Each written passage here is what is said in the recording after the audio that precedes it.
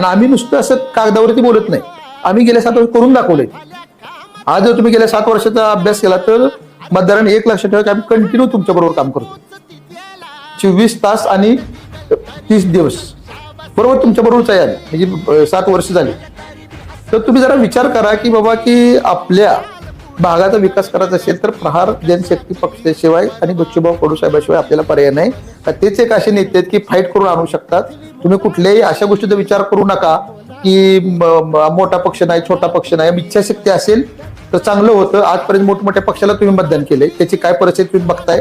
तर एकदा बच्चूभाऊच्या प्रहार जनशक्ती पक्षाला मत देऊन बघा आणि 5 वर्षानंतर तुम्हाला काय दिसतंय ते बघा.